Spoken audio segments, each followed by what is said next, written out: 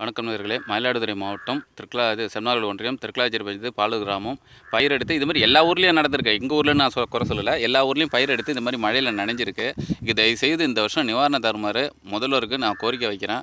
தயவு செய்து இதை பாருங்கள், எவ்வளோ கஷ்டப்படுது, முளைச்சே போயிடுச்சு பாருங்கள். இந்த மாதிரிலாம் கஷ்டப்பட்டு முளைச்சிருந்தால் என்ன பண்ணுறது? இதை பாருங்கள், பயிரே முளைச்சிருக்கு பாருங்கள், இது முளைச்சிருக்கு பாருங்கள். இந்த மாதிரி விவசாயத்தில் 20,000 லாஸு. என்ன மாதிரி 20,000 ஒரு இந்த செம்மனார்கோவில் ஒன்றியத்தில் நிறைய பேர் இது மாதிரி மழையில் மாட்டி பாதி பேர் எல்லாருமே இதுமாதிரி முளைச்சி வீணாக போயிடுச்சு. இதுக்கு நிவாரணம் கட்டியிருக்கோம். இதுக்கு நிவாரணம் இழப்பீடு தருமாறு முதல்வருக்கும் மாவட்ட கலெக்டருக்கும் விஓ ஆஃபீஸில் வந்து பார்த்துட்டு தயவுசெய்து இதை எடுத்து சொன்னால் தான் உங்களுக்கு தெரியும். இந்த மாதிரி இருந்தால் தான் நிவாரணம் கொடுத்தா தான் விவசாயம் பண்ண முடியும்னு தெரியுது. இந்த மாதிரி இயற்கை சட்டத்தினால நாங்கள் பாழடைஞ்சு இந்த மாதிரி போகிறதுனால எவ்வளோ செலவு, 20,000 25,000 இது மாதிரி விவசாயம் தான் ஆள் கூலி எல்லாம் செலவு பண்ணி இது மாதிரி எடுத்து கஷ்டப்பட்டு பண்ணாலும் மழை சீற்றத்தினால அது குறை சொல்லலை. மழை ஒன்றும் செய்ய முடியாது.